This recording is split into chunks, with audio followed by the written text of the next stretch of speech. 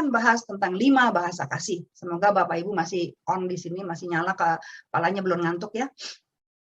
5 bahasa kasih.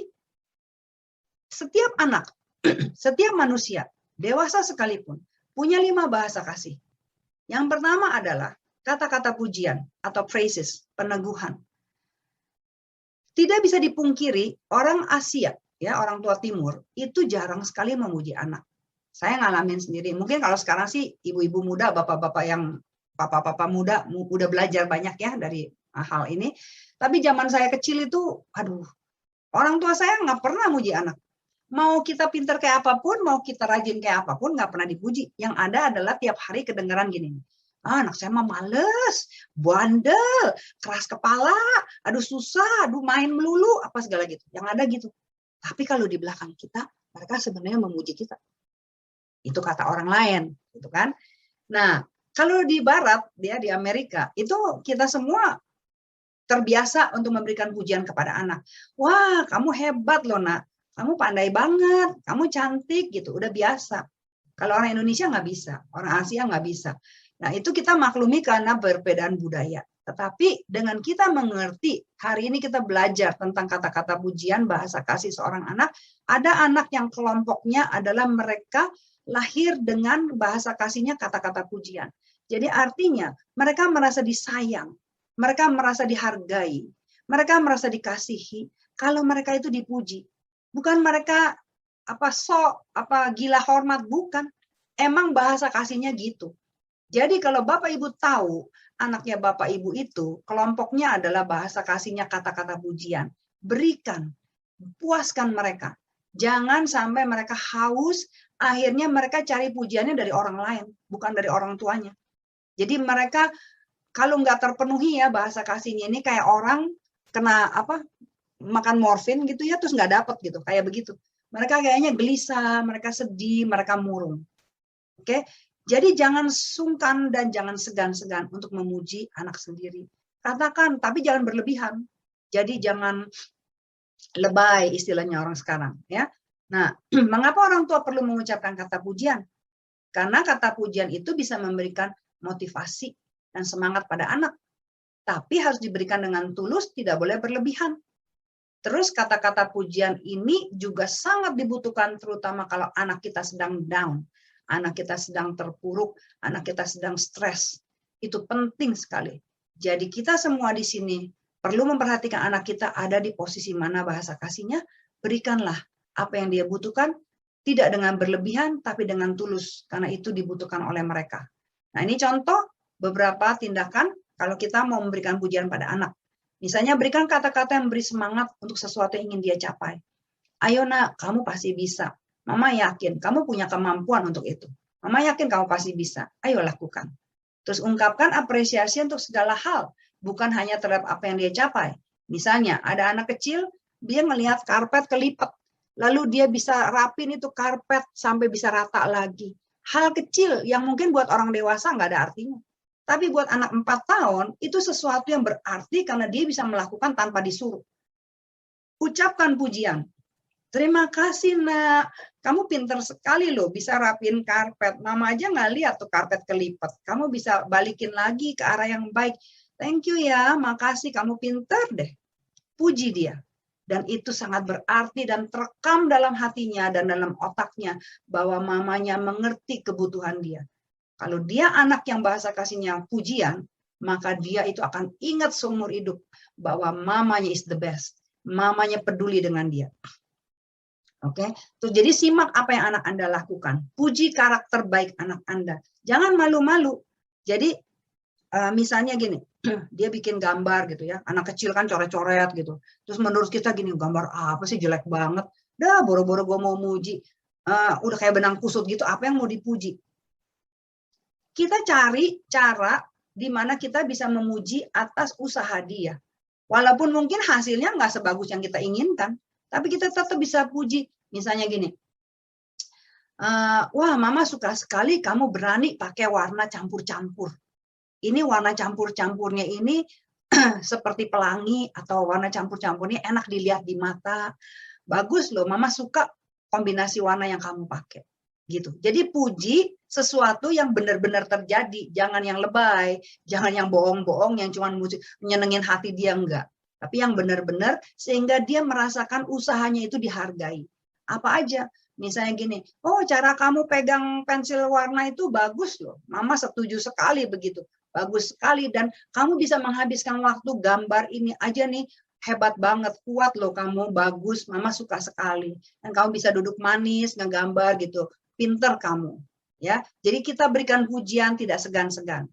Nah, kelompok kedua, bahasa kasih kedua adalah kelompok waktu yang berkualitas atau kebersamaan. Anak-anak kelompok bahasa kasih ini membutuhkan sekali kehadiran orang tua atau orang-orang yang dikasihinya. Entah itu kakaknya, adiknya, mamanya, papanya, kakeknya, neneknya, saudaranya, tante, om, dan lain-lain. Pokoknya di mana ada orang dia senang banget. Jadi anak yang punya bahasa kasih ini akan menderita sekali kalau bapak ibu tinggalin dia di rumah sendirian. Ada terjadi klien saya biasa banget itu.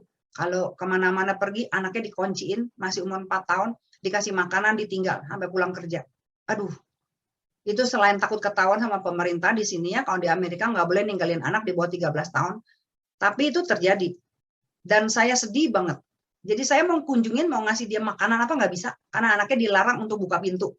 Dilarang untuk terima telepon. Jadi kita nggak berdaya untuk nolongin.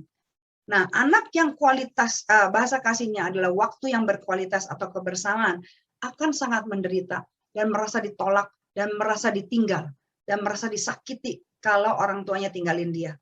Jadi hati-hati Bapak Ibu, selidiki dulu bahasa kasih anak Anda apa, lalu berikan. Jadi kalau anaknya punya kualitas bahasa kasihnya kebersamaan, usahakan untuk bersama dia. Walaupun cuma duduk nonton TV, nggak apa-apa. Walaupun cuma duduk ngobrol atau cuma makan es krim, ya nggak apa-apa. Pokoknya yang penting dia ada bersama orang lain, bersama orang yang dia kasihi. Itu bahagianya luar biasa. Perhatiin anak-anak yang bahasa kasihnya kebersamaan, suka sekali diajak pergi. Suka, kemana emaknya pergi dia mau ikut. Kemana bapaknya pergi dia mau ikut. Jangan pernah merasa gini, resek bener nih anak kemana-mana ngintil emaknya udah kayak meteor. Mama nggak tahan diikutin terus. Gitu. Hati-hati bicara begitu. Jangan-jangan bahasa kasih dia kebersamaan.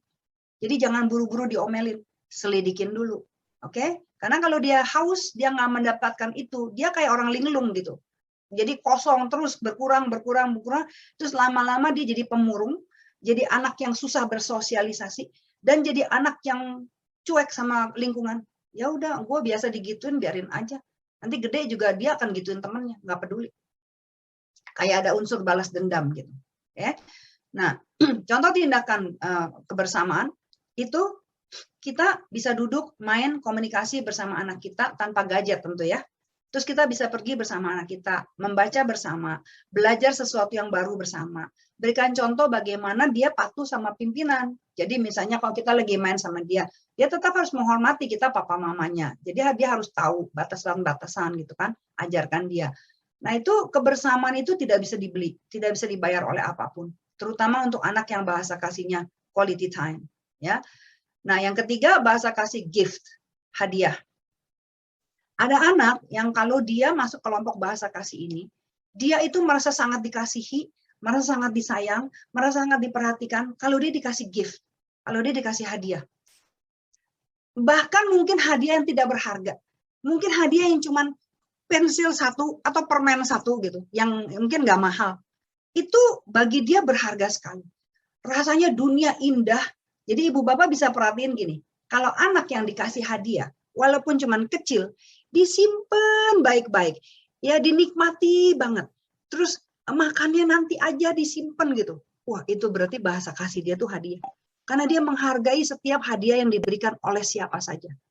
Tapi kalau anak yang bahasa kasihnya bukan hadiah, dikasih hadiah mahal pun, $500, cuma dilihat sebentar, main sebentar, udah itu dibuang.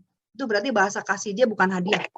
Capek. Kalau ngasih orang yang bahasa kasih bukan hadiah, kitanya capek. Saya kasih contoh keluarga sendiri.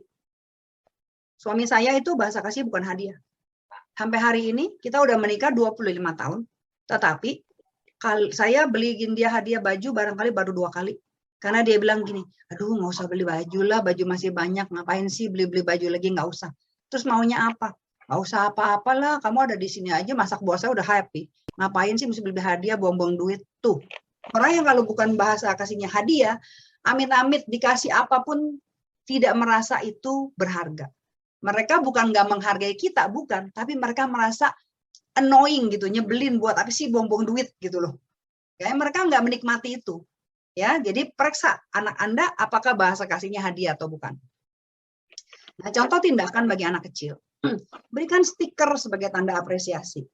Berikan bunga, berikan makanan kesukaan, berikan foto-foto yang berkesan, berikan gambar-gambar, berikan mainan yang udah lama tapi dia suka, itu dia lupa, bungkus lagi mainan itu jadi sesuatu yang menarik. Oke. Nah, bagi anak yang bahasa kasihnya hadiah, walaupun mainannya udah usang, udah lama, terus ketemu lagi di gudang misalnya kan, bersihin, terus bilangin, you know what? Mama punya surprise nih. Ingat nggak ini? Dulu hadiah mama kasih kamu waktu umur 5 tahun. Masih ada loh, masih bagus loh. Aduh, itu rasanya ya kayak terbang ke langit. Aduh, thank you mama. Aduh, I miss this toy. Aduh, itu sampai adu-adu. Karena bahasa kasih dia itu merasa terpenuhi, merasa dikasihi, merasa diperhatikan. Ya.